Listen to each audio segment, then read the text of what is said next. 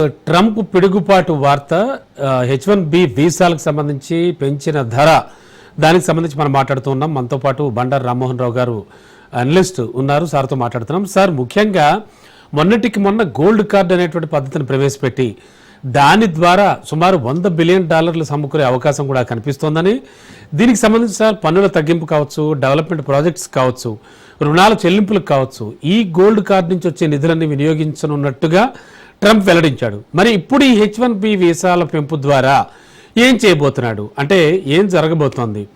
ప్రపంచ దేశాలన్నీ కూడా వ్యతిరేకిస్తాయనుకోవచ్చు అంటారా? ఎట్లా చూడాలి దీన్ని? అంటే ఎక్కువగా ఎఫెక్ట్ పడేది మన ఇండియన్స్కే, అది అన్డౌటెడ్లీ. కాకపోతే ఏం జరగబోతోంది అంటారు? దేనికి వినియోగించనున్నాడు దీన్ని? ఈ రెండు వేరు వేరు చూడాలి రామన్ గారు. అవును, గోల్డ్ కార్డు, రెండోదేమో H1B వీసా పూర్తిగా నైపుణ్యం కలిగిన వ్యక్తులను ఆయా కంపెనీలు లేకుంటే అక్కడ వ్యవస్థలు ఏమున్నా సరే, యూనివర్సిటీలు కావచ్చు, కంపెనీలు కావచ్చు, ఏదైనా కావచ్చు, ఇక్కడ తీసుకెళ్ళడానికి గతంలో ఉన్న వ్యవస్థ. దీనిలో కేవలం నామినల్ గా ఫీజు ఉండేది. తర్వాత కొంత లక్కీ టిప్ ద్వారా ఎంపిక చేసేవాడు. వేల మంది తయారున్నారు ఇక్కడి నుంచి పోవడానికి. అమెరికా కన్నవారి కళలు ఎట్లా ఉంటాయంటే ఎక్కడైనా సరే అమెరికా పోయి ఉండాలి అనే భావన పాడుకోవాలి మన వాళ్ళు కూడా. దాంతో ఏమైందంటే ఎక్కువ మంది అప్లై చేస్తున్నారు. ప్రతి సంవత్సరం ఎంతమంది నైపుణ్యం గల వాళ్ళు కావాలో వాళ్ళు అంతమంది తీసుకుంటారు. లాటరీ లేదు, లాటరీ ఇది నైపుణ్యం లేదు వాళ్ళకి, లాటరీ. నైపుణ్యం తక్కువ వాడు కూడా పోతారు అక్కడ.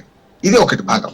అంటే H1B వీసాలో డబ్బు ఎక్కువ పెడితే కంపెనీలు ఆహ్వానించకుండా లోకల్ టాలెంట్ ను గుర్తిస్తాయనేది వాళ్ళ భావన. వాళ్ళు ఒక రకంగా చెప్పారంటే వాళ్ళు తప్పు భావన అంటలేదు నేను, వాళ్ళ భావన కరెక్టే కాదంటలేదు నేను. కానీ ఇక్కడ ఏమైందంటే వాళ్ళు ఏం చేయాలి, నైపుణ్య అభివృద్ధి చేసుకొని కదా ఈ పని చేయాల్సింది కదా. వాళ్ళు ఒక చైనాలో సామెత ఉంది రమణ గారు, వ్యవసాయాన్ని ఒక సంవత్సరానికి ప్లాన్ చేసుకుంటే వరి పంట నాటండి, 10 సంవత్సరాలకి ప్లాన్ చేసుకుంటే మీరు పళ్ళ మొక్కలు నాటండి. ఇప్పుడు పళ్ళ మొక్కలు 3 ఏళ్ళకు కూడా పండుతున్నాయి, పాత సామెత చైనాలో. మూడవది ఏంటంటే వ్యవసాయాన్ని మీరు 100 సంవత్సరాలకు కనుక ప్లాన్ చేసుకుంటే అందరినీ విద్యావంతులను చేయండి అన్నారు. చూడండి ఎంత దూరం ఆలోచించి, సంవత్సరానికి వరి పంట, 10 సంవత్సరాలకి పళ్ళ మొక్కలు నాటండి. కానీ అభివృద్ధిని 100 సంవత్సరాలకు ప్లాన్ చేసుకుంటే అందరినీ విద్యావంతులు చేయండి అన్నారు చైనాల సమస్య. ఇవాళ వాళ్ళ నైపుణ్యం పెంచుకోకుండా మన వాళ్ళని తీసుకోండి కండిషన్ పెడుతున్నారు ఒకటి. రెండోది వాళ్ళని తీసుకుంటే ఇంత డబ్బులు అంటున్నారు. అప్పుడు ఏమవుతుంది, వాడి దగ్గర నైపుణ్యం లేకపోతే మన వాళ్ళని ఎక్కువ రేటు కన్నా కొంటాం. డిమాండ్ సప్లై తేడా కదా. నేనేమంటున్నాను, వాళ్ళు నైపుణ్య అమెరికాను సృష్టించుకొని నైపుణ్యం గల కార్మికులుగా, నైపుణ్యం గల వివిధ వృత్తులు ఎవరైనా కావచ్చు, డాక్టర్ కావచ్చు, ఇంజనీర్. నైపుణ్యం అంటే చాలా మందికి ఒక ఇంజనీర్ డాక్టర్ అనుకుంటారు, అట్లా కాదు. తాపీ మేస్త్రి కూడా నైపుణ్యం ఉండేవాడు, సివిల్ ఇంజనీర్ కూడా నైపుణ్యం ఉండేవాడు కావాలి వాళ్ళకి కదా. నిర్మాణాలు ఎన్నో జరుగుతుంటాయి.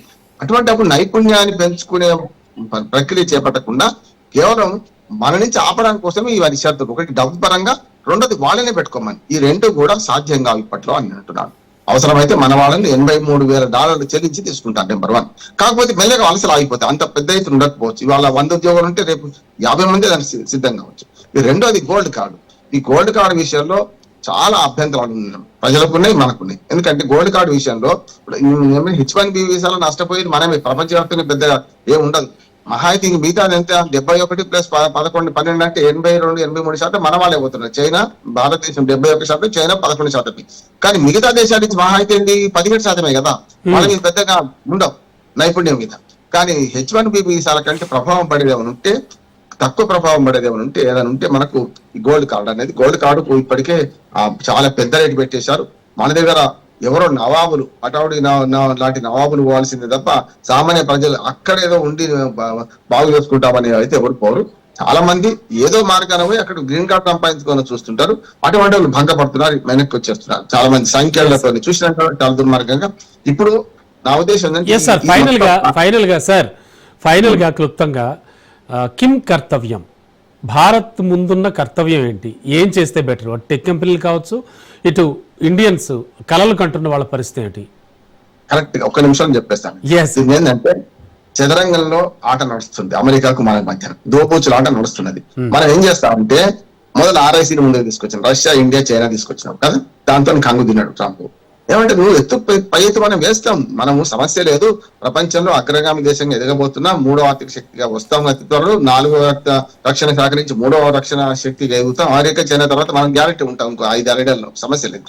కనుక ఇప్పుడు మన అవసరం వాళ్ళకి పెరిగేటట్టు చేయాలి. మనం చేయాల్సిన పని ఏంటంటే ఎత్తు పై ఎత్తు అంటే మన అవసరం లేకుండా వాళ్ళు పరిస్థితి వచ్చినప్పుడు తప్పనిసరి అవసరాలే అన్ని ఆవిష్కరణలకు మూలం. రమణ బాబు గారు ఇప్పుడు సైన్స్ ఉంది, అవసరాలు అన్ని అవసరాలే ఆవిష్కరణ గుణంగా Sure, sir. Sure. వాళ్ళు కూడా వాళ్ళ అవసరాన్ని అయితే మనం తీసుకుంటాం సమస్య definitely sir. Thank you so much విశ్లేషణ